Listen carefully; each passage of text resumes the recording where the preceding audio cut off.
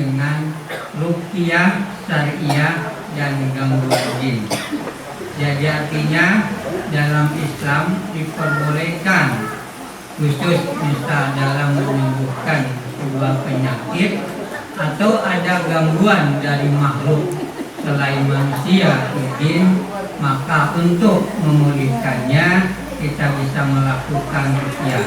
Dan untuk itu mari kita siapkan hati kita, pikiran kita, dan kalau perlu ada catatan-catatan tertentu yang bisa ibu dan bapak catat agar supaya bisa mengingatnya untuk itu. Dan untuk itu kepada Pak Ustadz, dan mohon kepada semua yang untuk bisa menyimak dengan baik. Barakallahu fikum. Assalamualaikum warahmatullahi wabarakatuh. Innal hamdalillah nahmaduhu wa nasta'inuhu wa nastaghfiruh wa na'udzu billahi min shururi anfusina wa min sayyiati a'malina may yahdihillahu fala mudilla lahu wa may yudlilhu fala hadiyalah.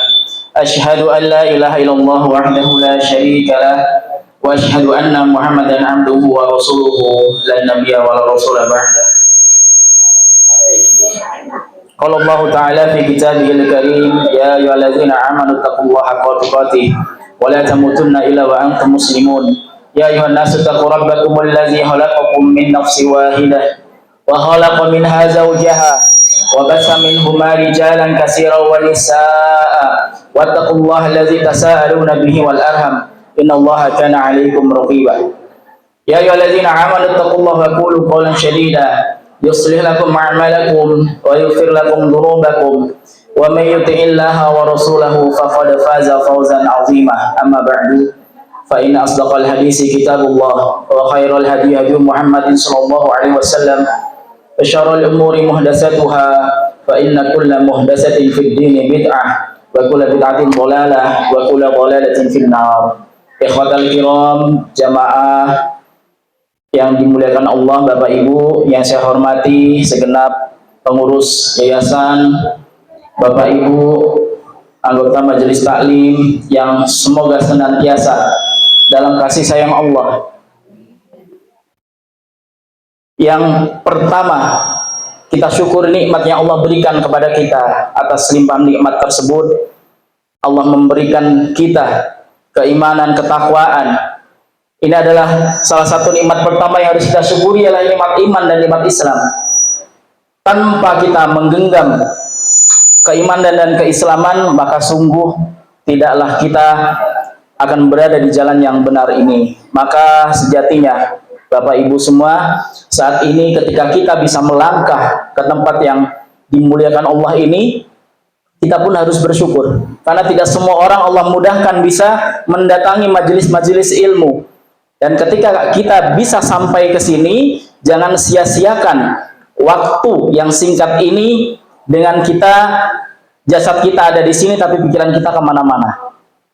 Sedang kajian, sedang taklim, kita simak baik-baik agar kita menambah keilmuan kita, yang menambah keimanan kita, sehingga ketika kita pulang nanti, kita menambah ilmu, iman kita pun bertambah.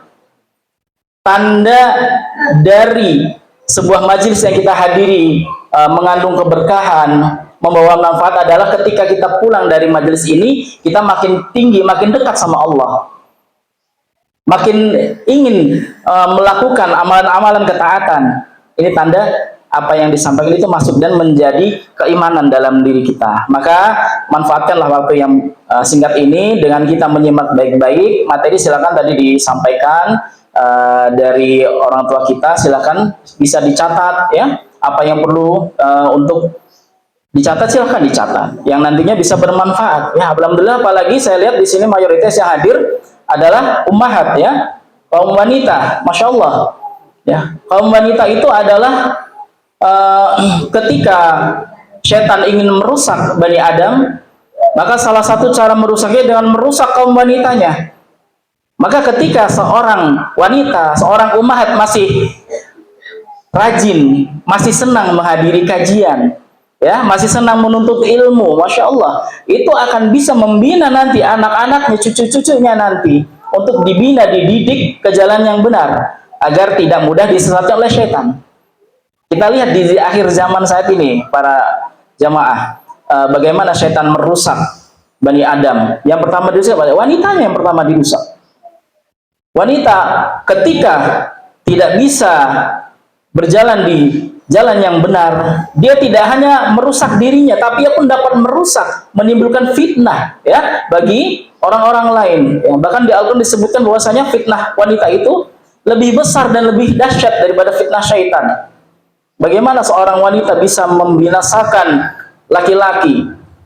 Ya, laki-laki yang kuat bisa terfitnah oleh seorang wanita, oleh godaan wanita, bahkan bisa berperang karena seorang wanita. Maka alhamdulillah, bersyukurlah ketika masih banyak para ummahat yang masih mencintai majelis ilmu. Maka semoga Allah ridhoi, Allah berkahi perkumpulan kita pada siang hari ini. Amin. Sholawat serta salam kepada junjungan Nabi Muhammad SAW yang senantiasa kita nantikan syafaatnya yaumil hisab nanti. Kita ikuti sunnah-sunnahnya. Ya, ketika diucapkan Nabi Muhammad, ucapan SAW, kata Rasulullah, barang siapa disebut namaku, dia tidak mau bersalawat kepadaku, sungguh ia orang yang bakhil. Ucapkan SAW, kita bersalawat kepada Nabi kita Muhammad. Kita mengatakan kita cinta kepada Nabi kita, maka kita ikuti sunnah-sunnah beliau. Dan salah satu sunnah yang akan kita telah pada siang hari ini adalah sunnah tentang ruqyah syariah. Ini adalah suatu metode pengobatan yang saat ini, di zaman-zaman saat ini sudah banyak manusia yang melupakannya. Padahal ruqyah syariah ini dahulu kala para sahabat, para nabi senantiasa mengamalkannya. Mungkin kalau kita mendengar istilah ruqyah, biasanya identiknya dengan gangguan jin atau kesurupan. Betul tidak Bapak Ibu? Padahal tidak sesimpel itu. Ruqyah syariah bisa untuk mengobati penyakit-penyakit medis.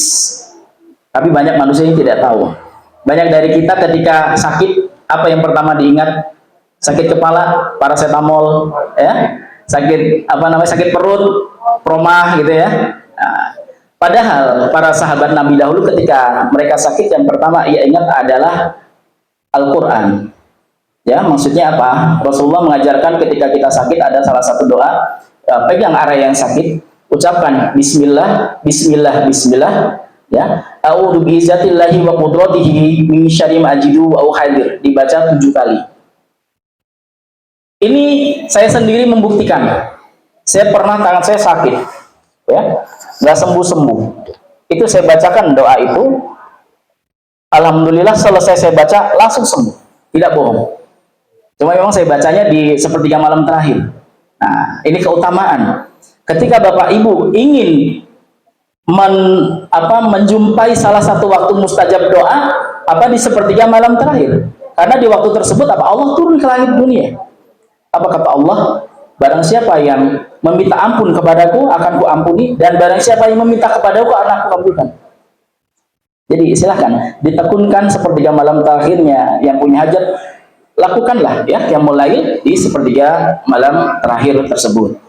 Baik, kita akan membahas mengenai gangguan jin terlebih dahulu. Kita hidup di dunia ini tidak sendiri. Ada makhluk gaib yang senantiasa dia hidup di sekeliling kita. Bahkan mungkin ada yang sedang duduk menyimak kajian kita. Tapi jangan dicari tahu ada di mana jinnya, tidak usah, ya. Tidak boleh kita mencari-cari tahu atau dalam artian berteman dengan bangsa jin, tidak boleh. Begitupun jin muslim yang ia beragama Islam pun ia tidak boleh menyeberangi alam manusia, berinteraksi, membuat kesepakatan, membuat perjanjian, ya, atau biasa kita sebut dengan istilah dukun. Itu tidak boleh. Nanti akan kita bahas bagaimana ciri-ciri orang yang terkena gangguan jin. Jadi ketika kita hidup berdampingan dengan bangsa jin, mereka Allah beri kelebihan bisa melihat kita, tapi kita tidak bisa melihat mereka. Namun kata Allah, derajat manusia tetap lebih tinggi dari bangsa jin. Hati-hati. Walaupun mereka bisa melihat kita, nah ini Kaum Hawa hati-hati, biasanya wanita-wanita yang suka menjadi incaran pertama bangsa jin. Misalnya apa? Membuka pakaian. Jin bisa melihat, masuk kamar mandi, berhubungan suami istri. Ya. Rasulullah mengajarkan kita, menuntun kita ketika akan membuka pakaian, buka baca bismillah dahulu supaya Allah beri hijab, tidak tertampak auratnya. Nanti akan saya jelaskan beberapa contoh-contoh gangguan jin, salah satunya apa? Dicintai jin. Nah, untuk kaum Hawa hati-hati. Ini saya banyak menjumpai kasus-kasus wanita yang dicintai jin karena kelalaian. Contoh kecil apa? Tadi buka pakaian tidak baca bismillah. Bukan di kamar mandi ya. Tapi pas lagi di kamar, kalau di kamar mandi kita tidak boleh baca bismillah. Tapi bacanya apa? Sebelum masuk kamar mandi. Apa doanya? Bismillahi Allahumma inni a'udzubika minal khubusi wal khaba'is. Dengan menyebut nama Allah, ya Allah, aku berlindung kepadamu dari gangguan jin laki-laki, khubusi jin laki-laki, wal khaba'is jin perempuan. Jadi kamar mandi itu memang rumah mereka. Makanya salah satu hikmah kita tidak boleh berlama-lama di kamar mandi, nggak boleh bengong di kamar mandi. Kadang ada yang suka nyanyi-nyanyi di kamar mandi, ya, habis patah hati terus di kamar mandi bengong kelamaan cari inspirasi, nggak boleh. Nanti tahu-tahu apa? Pusing, stroke, jatuh. Banyak nggak orang yang stroke di kamar mandi? Banyak. Itulah salah satu hikmah. Bahkan termasuk stroke ini sendiri dari tinjauan ruqyah syariah, ada faktor akibat gangguan jin, tidak murni medis. Nanti kita akan bahas ya. Baik. Secara umum gangguan jin dibagi 3. Yang pertama ada namanya al-ain. Pernah dengar al-ain? Ada yang pernah dengar belum? Nah, ini perlu kita jelaskan, perlu kita buka, karena biasanya orang kalau mendengar gangguan jin paling tahunya sihir, ya enggak? Teluh, santet, pelet gitu ya. Ini yang biasa orang-orang tahu. Tapi sebenarnya gangguan jin lebih dari itu Bapak Ibu. Ya, tadi di awal saya sebutkan ada orang yang dicintai jin. Terus ini ada al-ain. Ada apa lagi? Nanti kita akan bahas. Yang pertama al-ain. Al-ain ini sendiri pernah terjadi di zaman Rasulullah. Asal mula ain dari kata ana ya'inu yang berarti terkena sesuatu hal dari mata. Ya, kalau yang tahu bahasa Arab, ainun itu artinya mata. Ain ini dikatakan oleh para ulama lebih berbahaya daripada sihir, Bapak Ibu. Contoh dari al-ain seperti tadi, di kamar mandi berlama-lama tahu-tahu keluar pusing, bisa kena ain. Ya, yang suka ngeser-ngeser kebahagiaan, tiba-tiba kebahagiaannya dicabut. Contohnya misalnya orang ini tadinya wajahnya tampan atau cantik, dia suka posting di sosial media, tiba-tiba nggak lama minimal numbuh jerawatnya jadi banyak, diobatin nggak sembuh-sembuh. Ini minimalnya, paling kecilnya apa? Nikmat tampannya, nikmat cantiknya dicabut sama Allah lewat al-ain tersebut. Ain ini sendiri ada banyak jenisnya. Ada ainul insi, ada ainul jinni. Apa itu? Ainul insi adalah ain dari bangsa manusia, insan atau manusia. Ainul jinni ain dari bangsa jin. Ainul insi lagi dibagi lagi menjadi 2. Ada ainul takjub, ada ainul hasad. Ya, ini secara besarnya. Ainul takjub apa? Ketika kita memuji orang yang kita sayangi, contoh anak kita. Boleh nggak memuji? Boleh, tapi jangan lupakan satu kalimat ketika kita memuji orang yang kita sayangi, anak kita, istri kita, pasangan kita, ucapan apa? Masya Allah, tabarakallah. Karena di situ setan tidak bisa melemparkan al-ain. Hati-hati, karena kadang kita niatnya baik, memuji. Nah, tapi ketika tidak disertai dengan ucapan Masya Allah, tabarakallah, bisa jadi yang kita puji pun akan tiba-tiba sakit.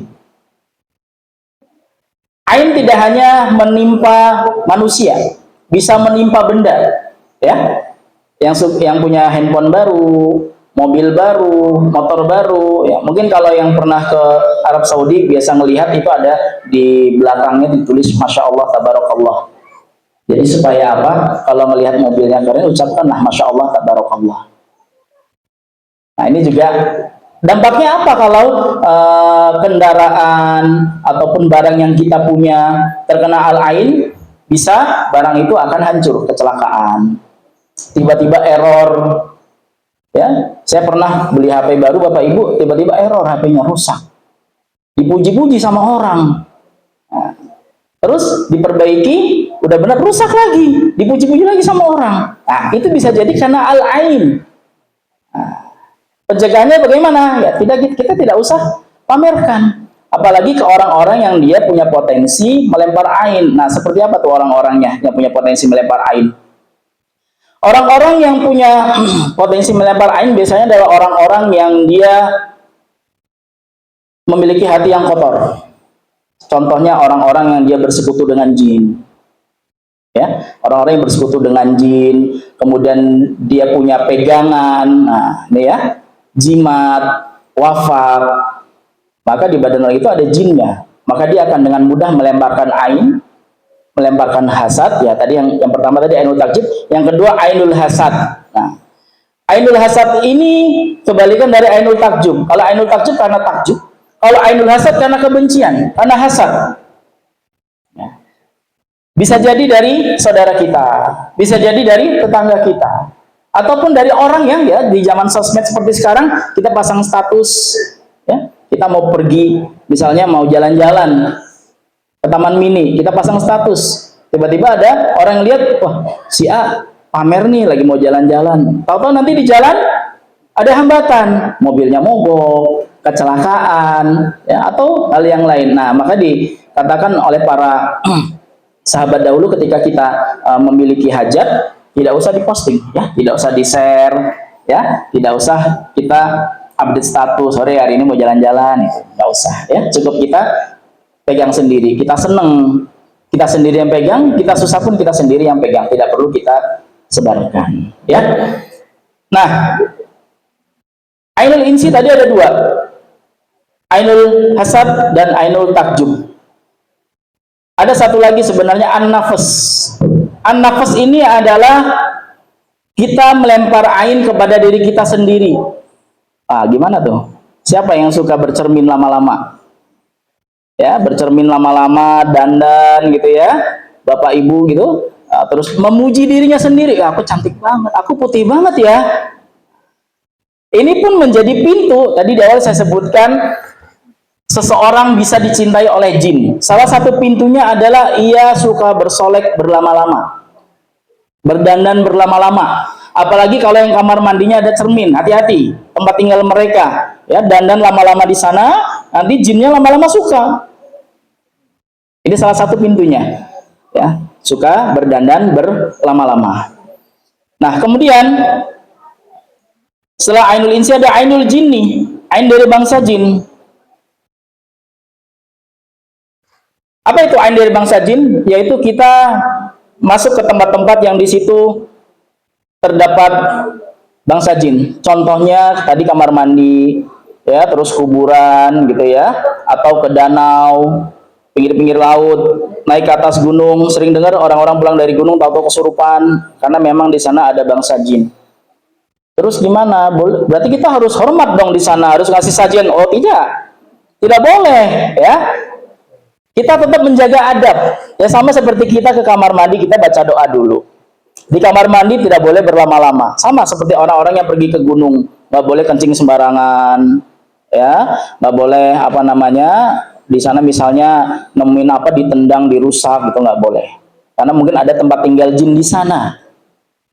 Nih, dampaknya apa ketika orang terkena ainul jin? Ain itu biasanya memiliki ciri-ciri yang orang ini yang tadinya sehat tiba-tiba sakit.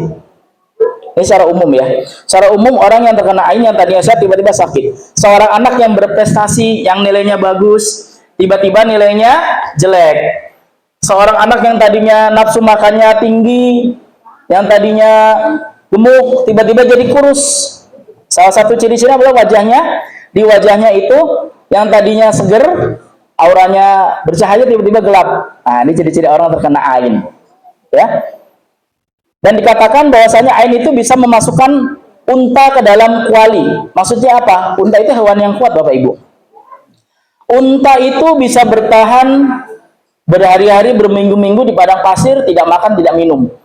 Tapi karena saking dahsyatnya al-ain, unta itu bisa masuk ke dalam kuali. Maksudnya apa? Mati. Kuali itu maksudnya dianalogikan dia bisa dimasak ya, mati dan dimasak. Unta saja bisa sampai meninggal, apalagi manusia.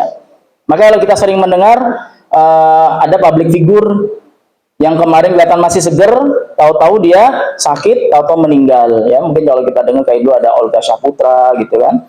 Terus apa namanya? Siapalah artis-artis yang tiba-tiba sakit hebat, sakit keras. Ya, salah satu ciri al-ain itu apa? Penyakit di area kepala, kanker. Kanker itu dampak dari al-ain, Bapak Ibu.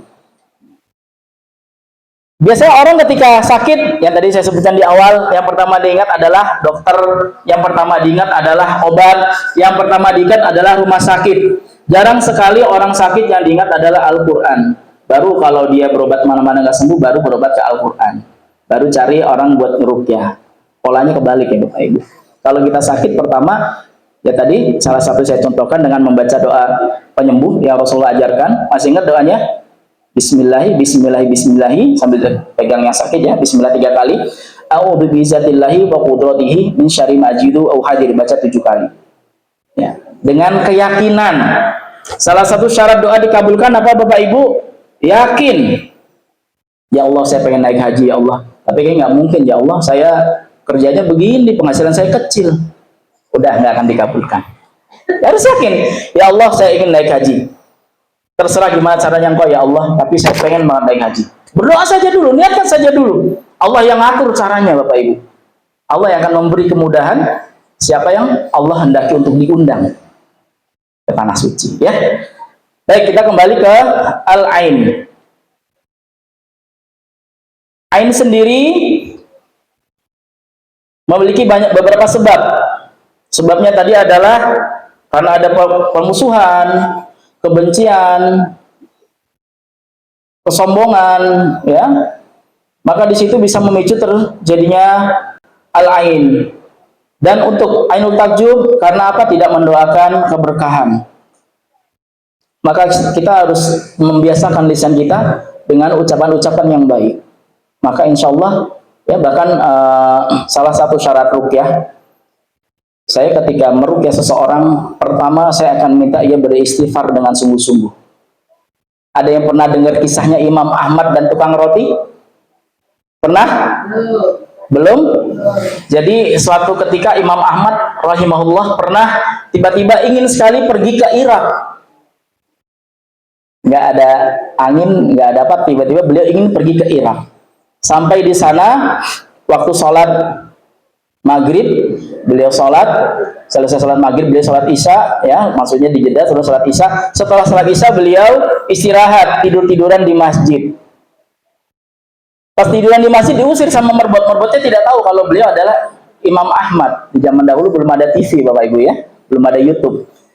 Beliau tiduran di masjid, diusir sama rumah. Nggak boleh Pak, nggak boleh tiduran di masjid. Ayo keluar, ayo keluar. Beliau keluar ke teras masjid, tiduran lagi.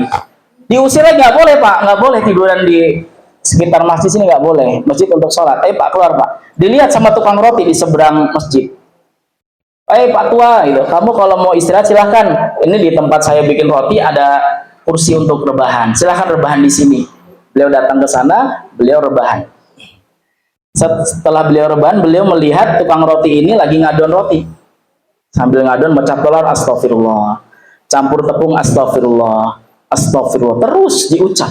Nggak ada batasan Bapak Ibu, istighfar sehari nggak ada batasan. Bahkan Rasulullah sehari mengucapkan istighfar 70 kali. Bahkan kalau Bapak Ibu rutin zikir pagi petang, itu kita ada bacaan istighfar itu 100 kali minimal. Ya. Nah, kita lanjut. Kemudian Imam Ahmad istirahat di tempat tukang rotinya mengadun sambil baca istighfar. Ditanyakan sama Imam Ahmad, wahai tukang roti, kenapa engkau selalu mengucap istighfar, selalu mengamalkan ini? Apa yang kau dapat dari engkau amalkan ini? Kemudian kata tukang roti itu, sesungguhnya dari yang aku kerjakan ini, wahai Pak Tua, apa yang aku minta selalu Allah kabulkan. Perhatikan. Apa yang aku minta selalu Allah kabulkan. Hanya satu yang belum Allah kabulkan. Aku ingin sekali bertemu dengan Imam Ahmad. Berdiri Imam Ahmad itu, dipeluk tuan ratunya. Subhanallah. Sungguh aku tidak tahu mengapa aku ingin sekali pergi ke daerah ini. Ternyata istighfarmu yang menuntunku hingga aku ke sini. Nih Bapak Ibu, ya, yang ada masalah sama orang, yang punya hajat belum dikabul-kabulkan, istighfar.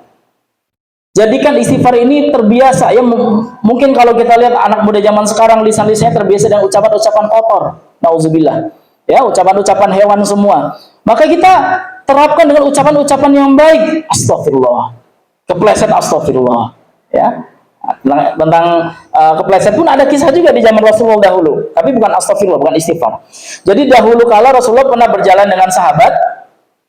Kemudian sahabatnya ini kepleset. Kemudian dia memaki. Tercela engkau setan yang telah membuat aku terpeleset. Kata Rasulullah, jangan bilang begitu. Ketika kau memaki setan, setan itu membesar hingga sebesar gunung, kata Rasulullah. Terus bagaimana Rasulullah? Ucapkanlah bismillah. Kepleset aja kita suruh ucap bismillah. Ketika kau katakan bismillah, maka setan itu mengecil hingga seperti seekor lalat. Nah, jadi kita biasakan lisan kita dengan ucapan-ucapan yang baik Bapak Ibu. Istighfar, kita lagi naik motor ya, mau berangkat kerja, lagi naik mobil, lagi naik angkot, naik kereta, baca astagfirullah, astagfirullah, ya, ringan, tapi dampaknya besar. Seberapa besar pun hajat kita punya keinginan apa dengan istighfar ini, insya Allah dengan mudah Allah akan kabulkan. Karena biasanya yang menghalangi terkabulnya doa seorang hamba adalah dosa. Nah, jadi saya ketika meruqyah yang pertama saya akan minta untuk istighfar dahulu orang yang mau saya ruqyah ini dengan sungguh-sungguh. Nanti insya Allah di akhir sesi kita mau ruqyah semuanya, mau diruqyah, mau tidak? Yang mau aja ya. Karena syarat doa dikabulkan harus yakin. Kalau nggak mau, saya nggak mau berdoa, gimana mau dikabulkan, gitu kan? Nah, harus yakin dulu, ya. Oke, kita lanjut dulu tentang al-ain ya, karena waktunya singkat nih ya Pak Bu ya. Asarnya jam 14.46 sepertinya ya, jam 3 kurang seperempat. Jadi kita maksimalkan. Insya Allah nanti sekitar jam 2:30 lah ya, kita coba ruqyah untuk bapak-bapak yang mau diruqyah. Ke al-ain lagi ya, jadi ain tadi ada dua, ainul takjib dan ainul hasad. Terus apakah kita yang sudah berusaha taat pada Allah bisa ngelempar ain? Bisa Bapak Ibu, selagi di tempat yang di situ ada syaitan. Contoh lagi di kamar mandi, habis kesel, habis berantem sama teman, atau habis berantem sama pasangan, masuk kamar mandi, mandi sambil ngedumel. Si A atau suami saya ngeselin banget sih ini gitu. Saya pengen beliin ini nggak dibeli-beliin, sambil ngedumel di kamar mandi, ngoceh terus. Atau keluar suaminya, coba aduh palaku kok pusing. Nah, nih hati-hati. Ini bisa jadi karena al-ain. Jadi kalau di kamar mandi ya sudah tunaikan hajat saja segera. Atau di kuburan atau di tempat-tempat yang tadi saya sebutkan, di situ memang adanya setan, ya. Oke. Ain lebih berbahaya daripada sihir. Rasulullah SAW bersabda, ain itu benar-benar ada, andaikan ada sesuatu yang bisa mendahului takdir, sungguh ain itu yang bisa. Bahkan salah satu hadis sebutkan dari Jabir bin Abdillah, aksaru man yamutu ba'da qada'illah wa qadarihi bil ain. Sebab paling banyak yang menyebabkan kematian pada umatku setelah takdir Allah adalah al-ain. Nah, ini sebab paling banyak kata Rasulullah.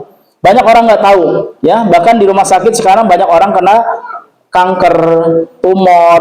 Kanker itu Bapak Ibu salah satu penyakit karena al-ain. Tumor penyakit karena al-ain. Stroke karena al-ain. Diabetes karena al-ain. Tapi banyak orang yang tidak paham, ya. Jadi ketika dia sakit, full hanya berobat medis. Perginya. Perhatikan Bapak Ibu, kalau orang itu sakit, yang ada di pikirannya hanya satu kata, sembuh. Yakinlah setan bermain di situ. Kalau orang sakit kan pengen sembuh Pak Ustadz. Betul, orang sakit pasti pengen sembuh. Tapi hati-hati, jangan sampai kita lupa dengan yang Maha Penyembuh. Sembuh itu hanyalah, kalau dibilang bagaimana yang Maha Penyembuh akan menyembuhkannya. Ketika orang sakit, kita orang beriman semua insya Allah. Ketika kita sakit dan kita sabar, kita dapat apa Bapak Ibu? Diampuni dosa kita.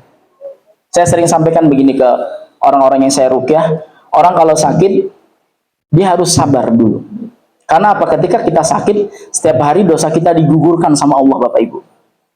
Karena kalau tidak sabar, setan bermain, nanti apa? Coba berobat ke Mbah A, Mbah B, dukun A, dukun B. Apalagi di zaman sekarang, ya, apalagi di zaman sekarang, tidak hanya dukun musuh-musuh kita. Dukun jelas nyata deh ya, pakai jampe-jampe macam-macam. Sekarang banyak sekali dukun berpakaian seperti ini, Bapak Ibu. Tapi dia kerjasama dengan jin. Ya, nah, ini hati-hati. Zaman sekarang banyak sekali yang namanya uskun, ustadz dukun, kikun, kiai dukun. Ya, seperti ini dandanannya. Tapi dia ketika mengobatin dia kerjasama dengan jin. Baca yang dibaca hampir mirip bacaan-bacaan seperti Al-Quran, tapi dia biasanya dibolak-balik. Misalnya awalnya qul a'udzu birabbil falaq, belakangnya malikin nas gitu. Dicampur-campur dengan Al-Quran dari surat apa, ayat berapa, campur ayat berapa. Terlihatnya seperti Al-Quran, tapi ini sebenarnya menghina Al-Quran, ya kan? Karena memang ayat-ayat tidak boleh dicampur-campur seperti itu. Ada adabnya. Ketika kita akan berpindah ayat, kita mengucap ta'awudhu dahulu atau bismillah dahulu. Nah, kalau ini tidak. Nah, ini hati-hati Bapak Ibu ya. Pertama, ketika kita sakit, ingatlah kepada Yang Maha Penyembuh dan bersabarlah.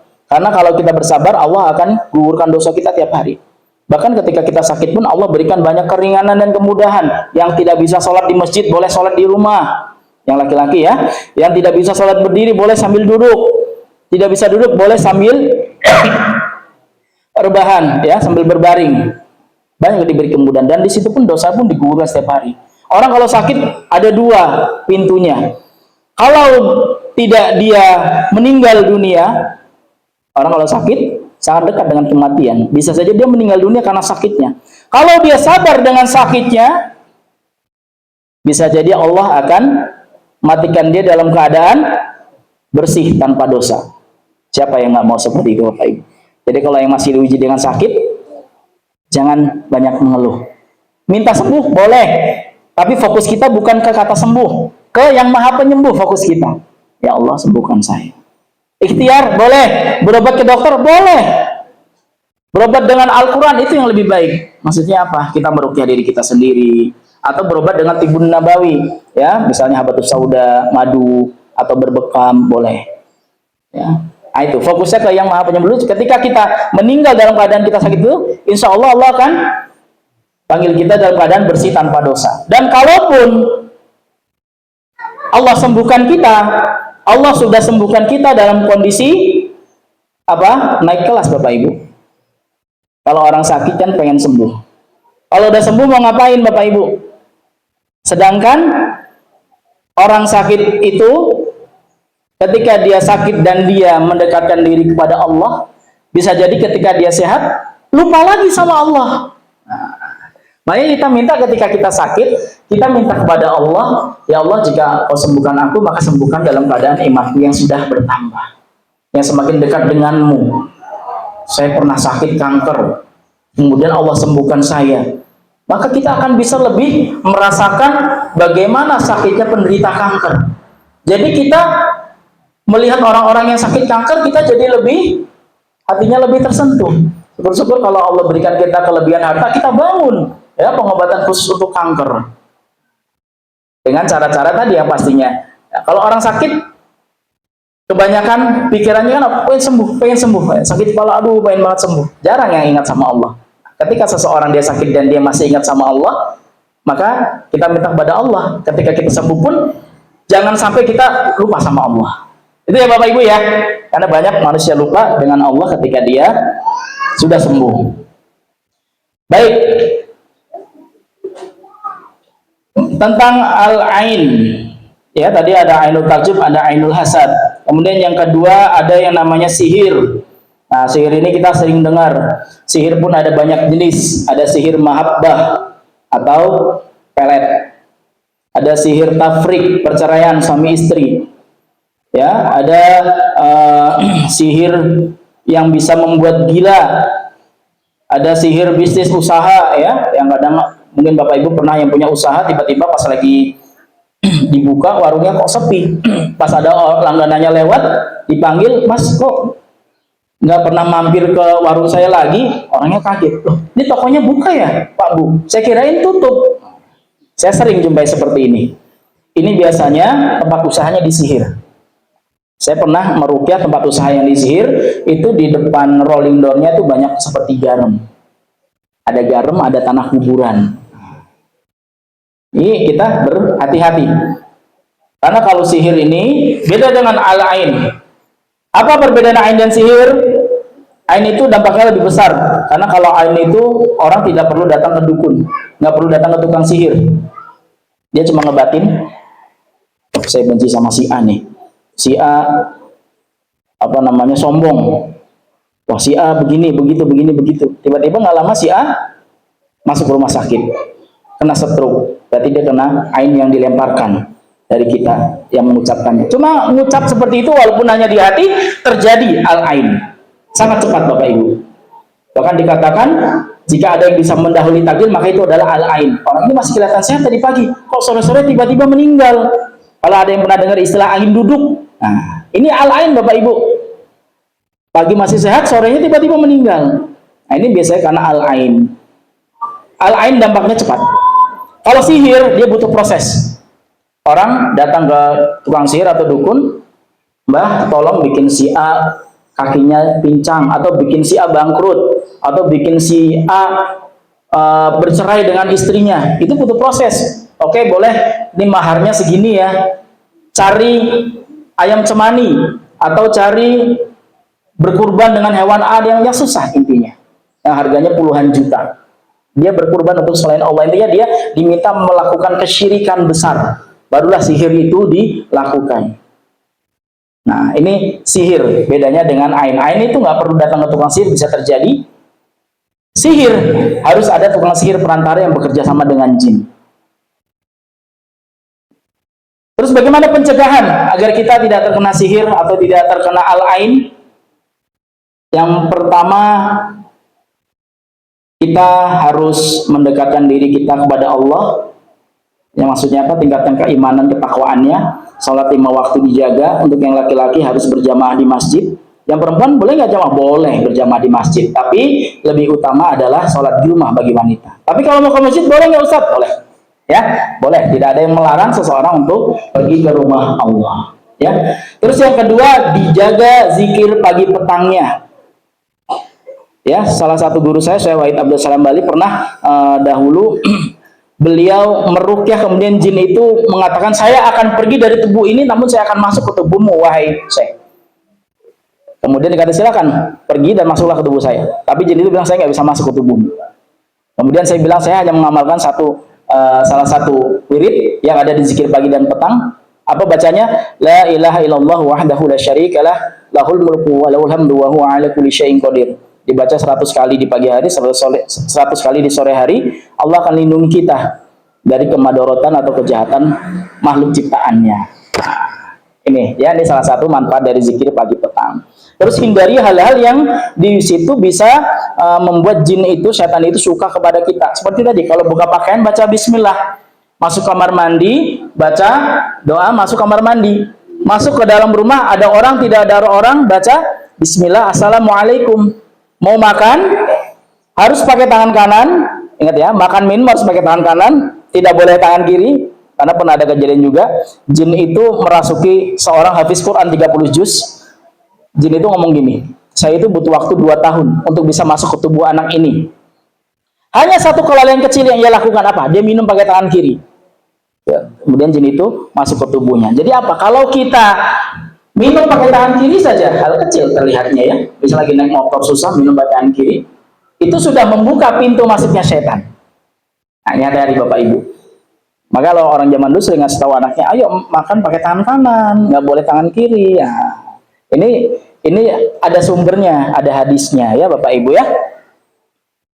Oke, terus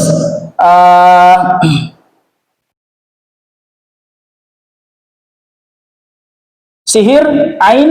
Kemudian yang ketiga ada gangguan jin secara umum. Gangguan jin secara umum ada yang namanya jin nasab atau jin leluhur.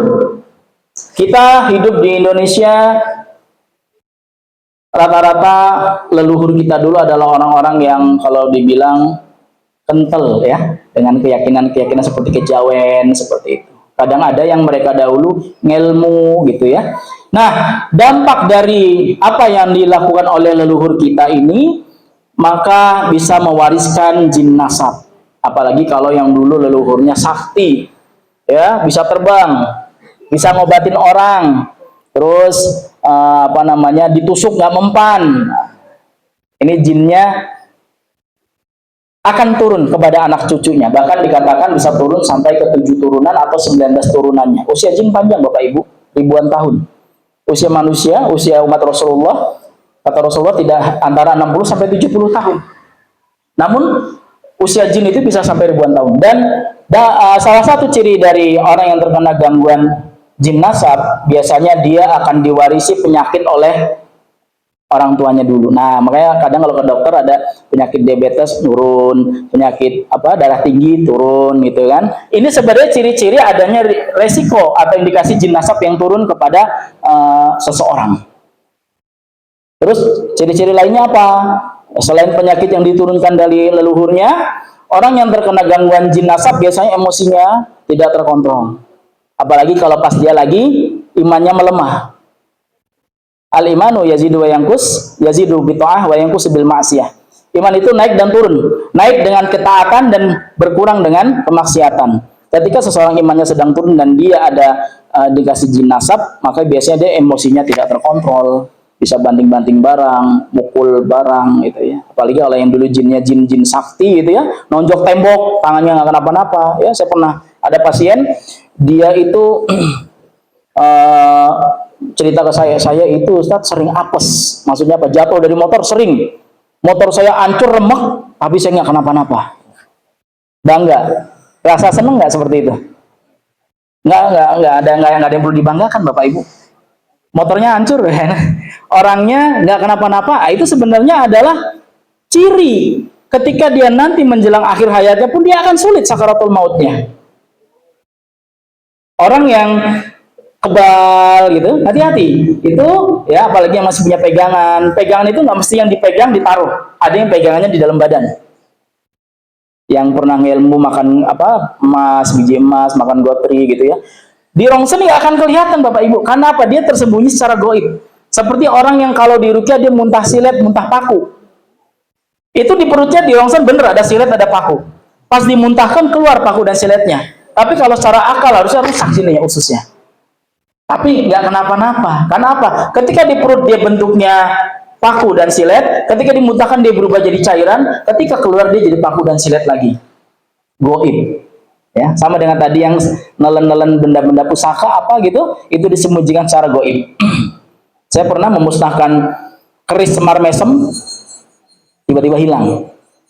Dibakar, dihancurkan gitu, tiba-tiba hilang, nggak ada jejaknya. Dan agak tercium bau-bau melati. Ini maksudnya apa? Benda seperti itu pun bisa hilang dan timbul secara goib. Sama kalau Bapak Ibu ada yang pernah dapat warisan mungkin keris ataupun sesuatu dari leluhurnya dulu, kadang udah disimpan tiba-tiba bendanya hilang. Karena memang ada campur tangan bangsa jin. Oke, ini tadi jin nasab. Kedua ada dicintai jin. Nah, dicintai jin itu apa? Kebanyakan wanita yang ia lalai itu akan sangat mudah dicintai oleh jin. Contoh lalainya apa? Seperti tadi buka pakaian tidak baca bismillah, kemudian suka berlama-lama di kamar mandi, dan atau ya orang yang patah hati secara berlebihan, punya masalah ya, orang-orang yang suka baper berlebihan. Ingat Bapak Ibu, salah satu dari rukun iman adalah kita mengimani takdir Allah, qada dan qadarnya. Ketika Allah mentakdirkan kita sesuatu hal yang mungkin kita pandang buruk, kita pandang buruk akan takdir yang terjadi pada kita. Motor kita hilang, buruk kan Bapak Ibu? Apa motor saya hilang gitu. Tapi bisa jadi Allah punya maksud yang baik dari hilangnya motor tersebut. Ketika motor kita hilang, kita jadi apa? Ke masjidnya jalan kaki, pahalanya lebih besar. Satu. Kedua, mungkin kalau kita tadi bawa motor, kita kecelakaan. Tapi karena motor kita hilang, kita nggak jadi kecelakaan. Kita selalu bersuzon pada Allah, berhusnuzon pada Allah, berprasangka baik pada Allah. Bahkan ketika, ya ini banyak wanita ketika ia patah hati, mau menikah nggak jadi, atau ditinggal oleh pasangan, kemudian dia menangis sampai biasanya bengong terus. Itu setan bisa melihat kekosongan hatinya. Ketika hatinya kosong, wanita, perempuan biasanya suka main perasaan. Maka ketika dia ditinggal pergi oleh seseorang, ya tidak hanya pergi di dunia, bahkan misalnya meninggal, orang tuanya meninggal, suaminya meninggal, istrinya meninggal, kemudian dia banyak bengong, tidak menerima takdir Allah.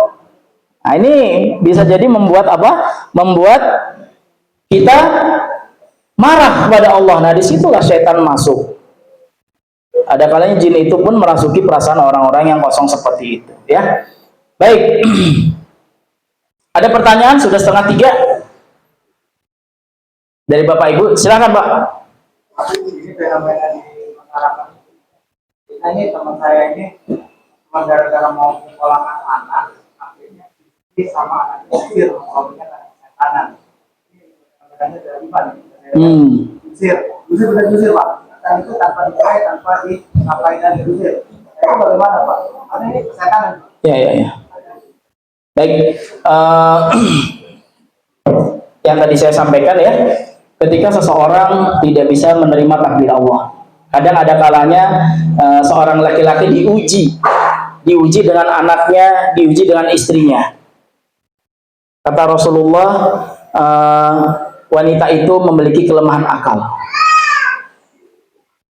Biasanya wanita cenderung bertindak baru berpikir. Maka kenapa kepemimpinan dijatuhkan kepada laki-laki? Talak dijatuhkan oleh laki-laki. Karena apa? Laki-laki Allah berikan otak yang bisa berpikir lebih jauh. Ya. Seharusnya ketika seseorang ditimpa suatu beban dan masalah, tempat kembalinya adalah Allah. Seseorang ketika tiba-tiba mengusir anaknya, istrinya, sudah pasti ini perbuatan yang tidak dibenarkan. Tanpa alasan yang hak. Bahkan ketika pun misalnya laki-laki ini sudah tidak sabar dengan perbuatan istrinya, mungkin istrinya main pinjol atau istrinya selingkuh, maka hukum yang Allah syariatkan adalah apa? Diceraikan dengan baik-baik. Diceraikan, bawa pulang ke rumah orang tuanya. Ya, itu pun masih ada masa iddah 40 hari. Kalau dia ingin kembali, ia bisa kembali dengan istrinya. Masih berpikir. Tapi kalau tidak, ya sudah, terjadilah perceraian. Tidak boleh serta-merta mengusir seperti itu, suatu kezaliman, Pak. Dan itu akan Allah tuntut di hari kiamat nanti untuk orang mentelantarkan anak dan istrinya seperti itu. Cuma perlu dicatat, apakah murni orang ini melakukannya dengan kesadaran, diusir begitu saja dengan dia sadar karena ada masalah dengan pasangannya, atau laki-laki ini dibawa pengaruh sihir atau gangguan jin. Karena ada saya pasien di Bekasi, dia itu suaminya tiba-tiba lupa dengan istrinya. Dia cerita ke saya, Ustadz, saya dan suami saya dulu adalah sangat romantis. Kami menjalin rumah tangga sangat luar biasa bahagia. Tapi kesalahannya saya suka pamer kebahagiaan saya dan suami saya. Suami saya di kantor saya samperin, saya bawain makan, kita suap-suapan lah atau apa. Orang banyak ya nggak suka. Minimal terlemparlah al-hasad tadi kita sebutkan, ainul hasad. Efek dari ainul hasad ataupun mungkin ditimpakan sihir. Sihir sudah pasti ada hasad, Bapak Ibu. Orang yang melemparkan sihir, ya, teluh, itu pasti ada rasa tidak suka, ada rasa benci. Dilemparlah, di situ double, ada sihir, ada hasad. Orang yang terkena sihir dan hasad, salah satu cirinya seperti yang Bapak sebutkan tadi, dia bisa lupa dengan anak istrinya, tiba-tiba diusir. Nah, kalau orang seperti itu, dia mentalak pun tidak sah talaknya. Kamu saya ceraikan, tapi dalam kondisi kesurupan tidak sah talaknya. Solusinya bagaimana? Solusinya diajak komunikasi, Pak. Diajak bicara bapak-bapak ini, dia seperti itu sadar atau tidak. Terus dilihat, apakah ada ciri-ciri gejala-gejala dia terkena gangguan jin. Orang kalau kesurupan, Bapak Ibu, nah ini saya belum masuk ke tema kesurupan tadi. Kesurupan itu ada beberapa jenjang. Ada kesurupan parsial, dia kadang suka kesurupan, sadar lagi. Suka tiba-tiba kesurupan, sadar lagi. Ada yang kesurupan total. Kesurupan total pun ada dua lagi. Ada kesurupan total yang membabi buta, marah-marah hebat, teriak-teriak, nggak bisa dikendalikan. Ada kesurupan yang menyerupai kondisi dia saat sadar. Saya pernah datang ke rumah orang, pas saya datang saya lihat ini bukan orangnya. Dia tiba-tiba ngomong gitu. Nah, tapi pas saya lihat kamu bukan ini kan, tiba-tiba dia ketawa. Jadi maksudnya apa? Orang setan itu ketika masuk ke tubuh manusia, dia bisa mengendalikan otak kita. Dia bisa mencuri apa memori yang ada di kepala kita. Ditanya nama, disebut nama orangnya. Bahkan saya pernah waktu itu ada seorang suami istri, malam harinya dia berhubungan suami istri, ya sebagaimana normalnya. Siang harinya suaminya ngomong ke istrinya, tadi malam soal hubungannya gitu ya, dia ceritakan gini, kata istrinya apa sih, orang semalam aku tidur cepet kok, nggak hubungan apa-apa sama kamu. Real loh, saya nggak bohong. Bahkan itu pun orangnya tidak sadar kalau dia dirasuki. Nah ini Bapak Ibu, makanya jangan tinggalkan doa sebelum hubungan suami istri, supaya apa? Setan nggak nunggangin. Betapa banyak orang yang kehamilannya diganggu sama jin karena dia tidak membaca doa yang Rasulullah ajarkan. Demikian ya Bapak ya, kalian dicoba cari tahu dulu apakah kondisi temannya ini kondisi sadar atau tidak.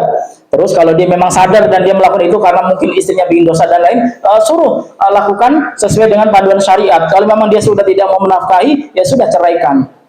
Tapi ingat, anak itu tetap wajib menafkah bagi bapaknya. Nih, banyak kelalaian manusia di zaman saat ini. Ketika dia bercerai dengan istrinya, bapaknya tidak mau menafkahi anaknya lagi, langsung lepas. Nah, itu akan dituntut dengan tuntutan yang besar di hari kiamat nanti karena dia melalaikan anaknya. Ya, nah, begitu. Ada pertanyaan Bapak Ibu? Kalau tidak ada, kita akan ruqyah. Ya, silakan Ibu. Waalaikumsalam.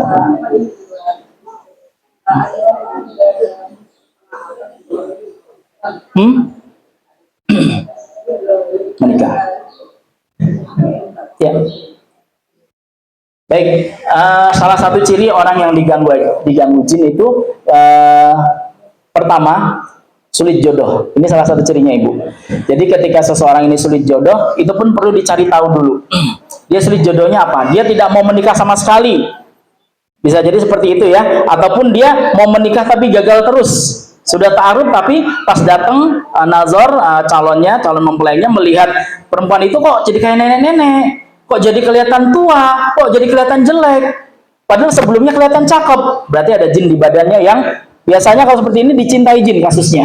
Ada jin laki-laki yang mencintai wanita itu sehingga jin ini tidak ridho kalau wanita ini menikah. Solusinya bagaimana? Disadarkan dan harus sabar. Sadar dan sabar. Ketika sudah sadar, maka cara yang Rasulullah ajarkan adalah dengan cara diruqyah syariah. Ruqyah syariah, dahulu Rasulullah pernah pulang dan melihat Aisyah mukanya terkena al-ain. Kata Rasulullah, wahai Aisyah, sungguh aku melihatmu engkau terkena al-ain. Pergilah untuk minta diruqyah. Pergilah untuk diruqyah, kata Rasulullah seperti itu. Ini menjadi dalil juga, karena ada yang bilang, kalau nanti saya minta diruqyah, saya kehilangan tiket masuk surga tanpa hisab. Nah, ini yang dimaksud adalah ruqyah syirkiyah. Bukan ruqyah syariah. Kalau ruqyah syariah ada contohnya dari Rasulullah. Bahkan Rasulullah menyuruh istrinya Aisyah untuk diruqyah. Nggak serta-merta Rasulullah, wahai Aisyah ruqyah mandirilah. Tidak. Diruqyah dulu, didiagnosa dulu. Baru nanti setelah itu boleh ruqyah mandiri.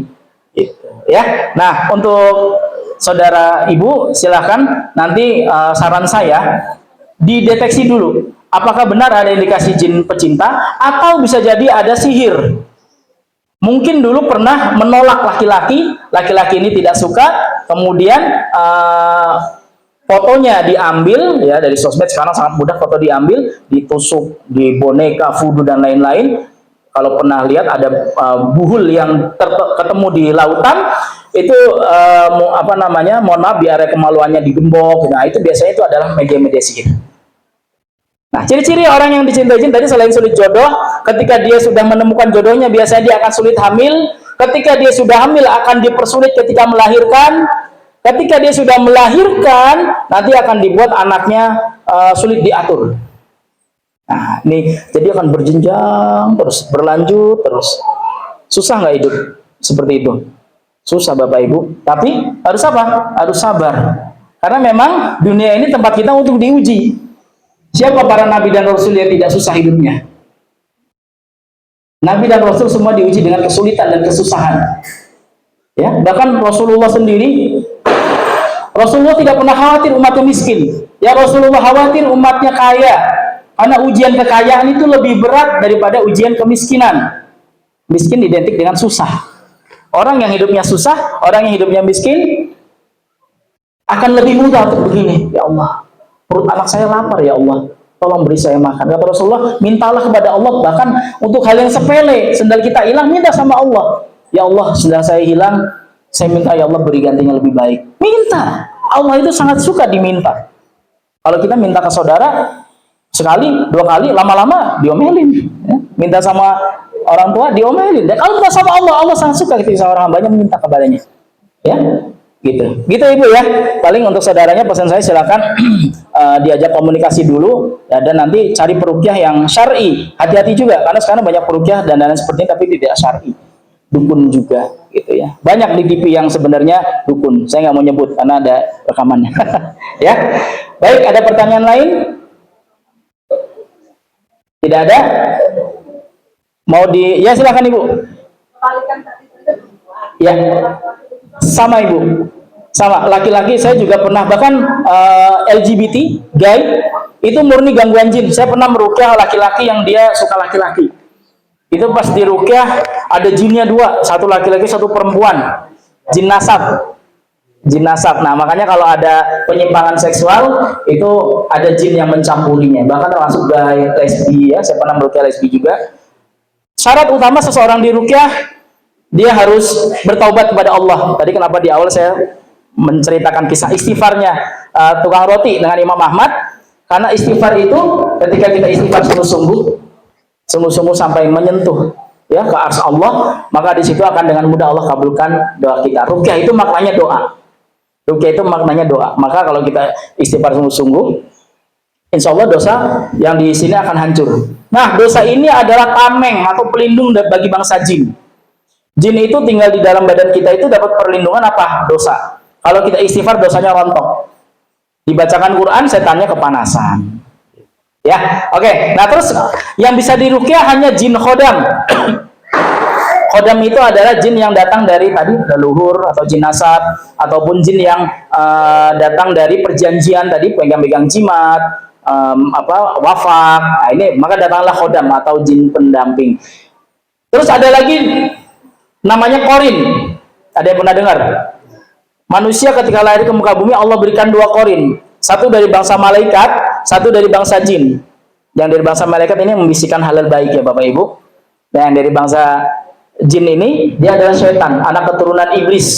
Maka dia akan membisikkan kita dengan hal-hal yang negatif, yang buruk, yang cenderung menjauhi Allah. Nah, orang yang dipengaruhi oleh korinnya ini, korinnya bisa diruqyah tidak? Tidak bisa. Korin ini akan selalu ngikutin kita sampai kita nanti meninggal dunia. Terus gimana? Kita lemahkan dia. Dengan cara apa? Kita perkuat iman kita. Itu tadi ya, al-imanu yazidu wa yanqus. Iman itu bertambah dan berkurang. Yazidu bit ta'ah wa yanqus bil ma'siyah. Bertambah dengan ketaatan dan berkurang dengan kemaksiatan. Maka kalau kita mau maksiat, ya, kita ingat Allah menyaksikan kita. Kita segera beristighfar. Nah, ini salah satu wujud kasih sayang Allah, Bapak Ibu. Kalau kita baru niat mau maksiat, belum dicatat dosa kita. Tapi kalau kita baru niat mau beramal soleh, sudah Allah catat yang satu pahala. Luar biasa. Ya, maka kalau di bulan Ramadan, ketika setan dibelenggu saja orang masih bisa maksiat, nah berarti orangnya ini udah jadi bagian dari setan. Karena setan itu ada setan dari bangsa jin, ada setan dari bangsa manusia. Karena kalau bulan Ramadan, setan itu dibelenggu. Tapi kalau masih aja orang doyan maksiat, nah ini berarti orangnya sudah menjadi bagian dari syaitan. Demikian. Ada pertanyaan lain Bapak Ibu? Cukup? Saya tawarkan mau diruqyah? Mau tidak? Kalau tidak mau ya nggak apa-apa. Mandiri atau ruqyah? Oke. Kalau ruqyah mandiri, Bapak Ibu sudah tahu semua caranya? Oke, ruqyah mandiri boleh caranya dengan saya akan ajarkan ya Bapak Ibu ya, pegang sininya ya. Kemudian Bapak Ibu sambil pejamkan mata. Tapi sebelumnya istighfar dulu tadi ya. Istighfar, muhasabah diri, ingat dosa-dosanya. Ya, muhasabah diri. So kita anggap Allah di hadapan kita dan kita lagi minta ampun sama Allah. Kemudian kita sambil mengusap kita baca ayat-ayat yang kita hafal, simpel saja. Pertama Al-Fatihah, kedua ayat kursi, ketiga Al-Kafirun, keempat Al-Ikhlas, Al-Falaq, An-Nas. Setiap satu surat tiup. Satu surat tiup sambil diputar ya. A'udzubillahi minasyaitonir rajim. Bismillahirrahmanirrahim. Alhamdulillahi rabbil alamin. Arrahmanirrahim. Terus sampai amin. Tiup. Terus kalau terasa pusing mual dong, gitu ya. Atau kalau yang misalnya sulit untuk membaca, belum bisa membaca, boleh pakai audio ruqyah, boleh pakai headset, boleh diputer gitu ya, di rumah. Jadi ada salah satu hadis yang menyebutkan setan tidak akan masuk ke dalam rumah yang dibacakan surat Al-Baqarah. Boleh dari MP3 ruqyah diputer boleh. Atau kita membaca sendiri lebih baik. Perhatikan Bapak Ibu. Ruqyah itu kita memuliakan Al-Quran. Dan seseorang yang memuliakan Al-Quran pasti akan mulia di mata Allah. Coba, Al-Quran ini turun di kota suci Mekah dan Madinah. Maka Mekah dan Madinah menjadi kota yang suci. Al-Quran diwahyukan kepada Rasulullah Muhammad Shallallahu Alaihi Wasallam, maka Nabi Muhammad menjadi manusia yang paling mulia di sisi Allah.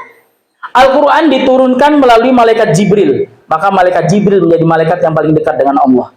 Ya, dan Al-Quran diturunkan di bulan Ramadan, maka bulan Ramadan menjadi bulan yang paling mulia di sisi Allah. Bayangkan kalau Al-Quran itu kita simpan di sini, kita baca, kita tadabburi, ya, kita hafalkan.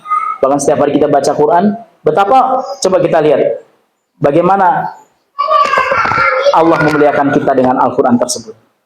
Gitu ya Bapak Ibu ya. Nah ini tadi tutorial ruqyah mandiri. Terus kalau salah satu bagian dari ruqyah mandiri apa? Zikir pagi petang, itu juga ruqyah mandiri Bapak Ibu. Ya, saya sendiri pernah sakit kepala. Terus saya zikir sore nih, habis asar saya zikir sore, sakit kepala saya sembuh. Real, nggak bohong ya. Karena memang setan itu mengganggu manusia. Ya, bukan berarti saya seorang peruqyah nggak diganggu sama setan, nggak diganggu sama jin. Rasulullah sendiri pernah terkena sihir. Pernah dengar kisahnya Rasulullah kena sihir oleh salah satu pelayannya yang seorang Yahudi, dari rambut beliau yang ada di sisirnya dibuat buhul, dibuang di dalam sumur. Kemudian Rasulullah dia menjadi lupa, jadi sering ngeblank. Istri beliau ada 11, beliau lupa hari ini jadwal di mana beliau lupa. Kemudian Rasulullah berdoa sama Allah. Nih, jadi seseorang kalau mau ruqyah harus minta dulu sama Allah, berdoa. Setelah ia berdoa, kemudian Allah utus malaikat Jibril untuk meruqyah beliau. Bisa nggak Allah langsung sembuhkan Nabi Muhammad?